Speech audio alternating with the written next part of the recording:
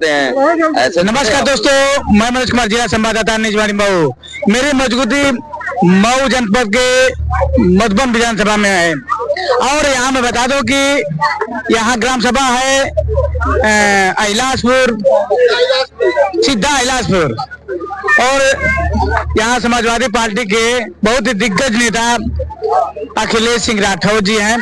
और आज यहाँ इस ग्राम सभा में संत शिरोमणि भक्त रविदास जी की जयंती 649वीं जयंती मनाई जा रही है, तो मैं उनसे बातें करना चाहूंगा। सर, हमारे चैनल में आपका स्वागत है। बहुत बहुत धन्यवाद आपका, बहुत बहुत धन्यवाद, आभार।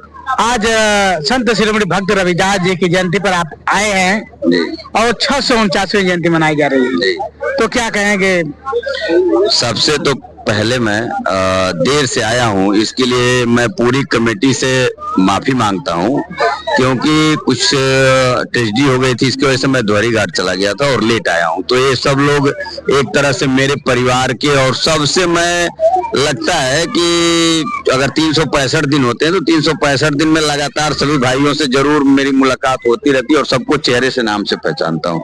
मैं आज सिद्धा अहिलासपुर में आया हूँ और आज संत शिरोमणि गुरु रैदास जी की जयंती है। सबसे पहले मैं अपना श्रद्धा सुमन अर्पित करता हूं और मैं खास करके बताना चाहता हूं कि जो ये संत शिरोमणि रैदास गुरु जी जो थे भाई, उनके बताए हुए जो उन्होंने जो समाज में जो लोगों को उपदेश देने का काम किया, लोगों को जो ज्ञान देने का काम किए, मैं यही चाहूंगा कि समाज के हर एक व्यक्ति, चाहे वो किसी वर्ग का हो, उनके बताए हुए रास्ते पे, जो सही रास्ते उन्होंने बताए, उस रास्ते पे सबको चलना चाहिए और उस रास्ते पे चल करके आगे बढ़ने का काम करें।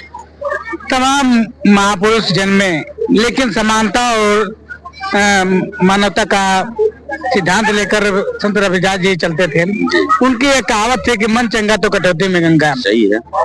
इसको किस तरह से देखिए, हम लोग तो छोटे थे, जब छोटे थे, हमारे बड़े भाई हैं, हम जहाँ भी जाते हैं इनसे जरूर मुलाकात होती है। जब हम लोग बहुत छोटे थे तो एक घर में कोई बात आ जाती थी तो पिताजी लोग कहते थे कि संत गुरु रैदास जी की बातों को लोग कहते थे, मन चंगा तो कटौती में गंगा। तो हमारे पिताजी अक्सर इस बात को आज भी कहते हैं कि देखो यार, अगर मन सही है तो सब कुछ सही है, अगर मन सही नहीं है तो कुछ भी सही नहीं है। तो यह जो बात है, यह बात कहीं इस बात को यथार्थ है और सब लोग इस बातों को मानते हैं, सारे समाज के लोग, सारे वर्ग के लोग इस बात को मानते हैं। इसलिए मैं संत शिरोमणि गुरु रैदास जी के चरणों में अपना श्रद्धा सुमन अर्पित करता हूँ, श्रद्धांजलि अपनी अर्पित करता हूँ। आपका बहुत बहुत धन्यवाद, बहुत बहुत आभार। सर, एक बात आपसे कहना चाहूंगा कि इस समय नगर विकास मंत्री, ऊर्जा मंत्री जी का लगातार मधुबन में क्षेत्र में लगातार दौरा जारी है और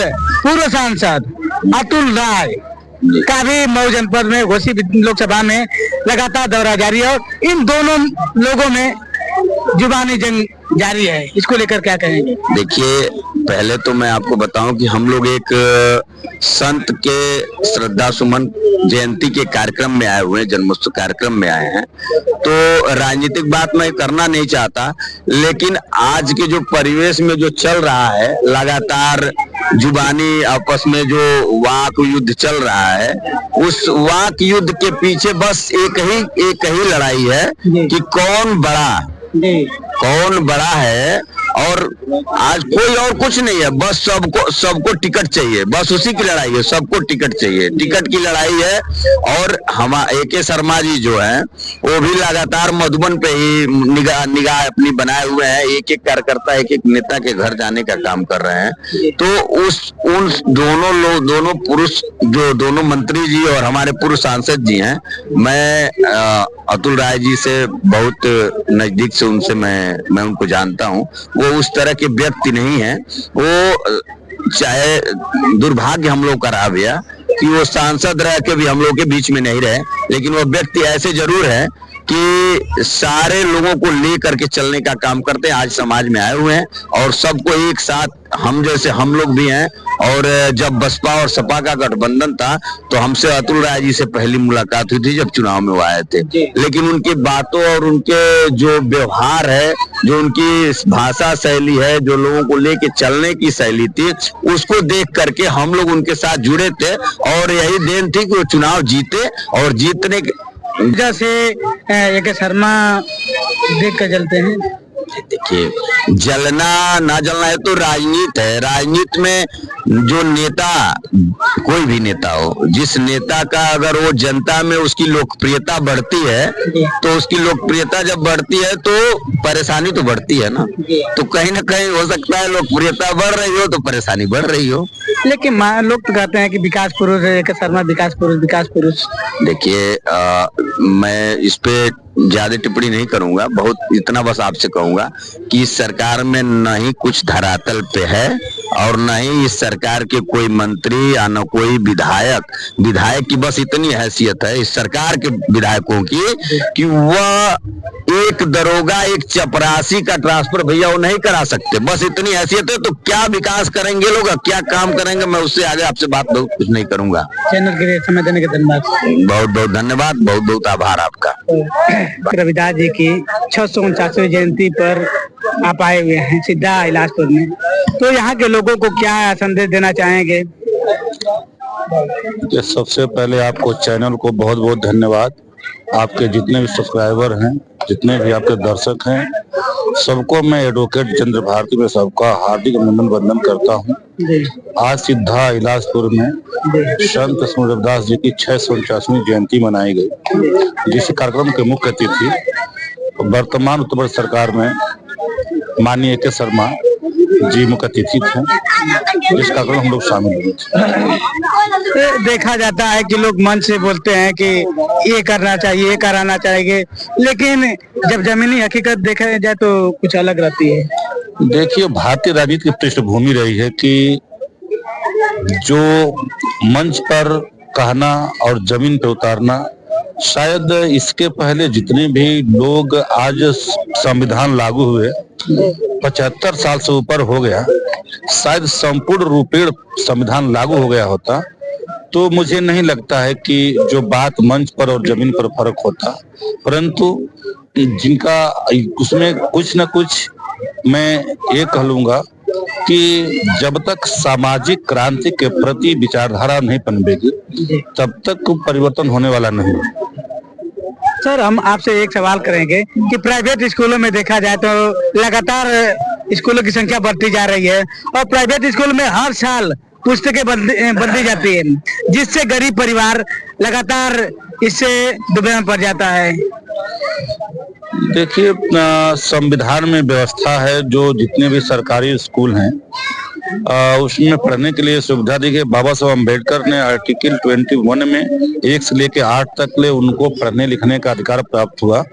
अब जो प्राइवेशन के लिए, इसका मैं सरकार से मैं आग्रह करूंगा कि जो 1 नेशन 1 एजुकेशन लागू करके सबकी एक समान शिक्षा और एक समान व्यवस्था बनाई जाए ताकि प्राइवेशन पर प्रभाव डाला जा सके।